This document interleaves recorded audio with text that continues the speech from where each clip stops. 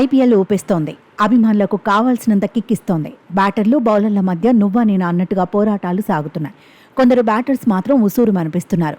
అంచనాలను అందుకోలేకపోతున్నారు. పరుగుల రేసులో డిసప్పాయింట్ చేస్తున్నారు. ఈ జాబితాలో ముంబై ఇండియన్స్ రోహిత్ శర్మ ముందు వరుసలోనే ఉన్నాడు. 5 సార్లు ముంబై ఇండియన్స్ ను ఛాంపియన్గా నిలబెట్టిన కెప్టెన్ ఇప్పుడు ట్రబుల్స్ ఫేస్ చేస్తున్నాడు. క్రీజ్లో నిలబడలేకపోతున్నాడు. గత సీజన్లో కెప్టెన్సీ కోల్పోయిన హిట్ మ్యాన్ బ్యాటర్గానే జట్టులో కొనసాగుతున్నాడు. ఫియర్లెస్ క్రికెట్కు బ్రాండ్ అంబాసిడర్ అయిన రోహిత్ నుంచి మెరుపులు కరువయ్యాయి. ఆడిన 3 మ్యాచుల్లోనూ ఫెయిల్ అయ్యాడు. చెన్నై సూపర్ కింగ్స్పై పరుగుల ఖాతా తెరవలేదు. గుజరాత్ టైటాన్స్పై సింగిల్ డిజిట్కే పరిమితమయ్యాడు. జస్ట్ 8 పరుగులే చేశాడు. Defending champion Kolkata night riders పైన ఇరగదీసిందేమీ లేదు. 13 పరుగులే సాధించాడు. ముంబైకి ప్రధాన ఆటగాడైన రోహిత్ 2 మ్యాచ్ల్లో ఇంపాక్ట్ ప్లేయర్గానే బరిలో దిగాడు. లక్నో సూపర్ జైంట్స్తో మ్యాచ్కు గాయంతో దూరమయ్యాడు.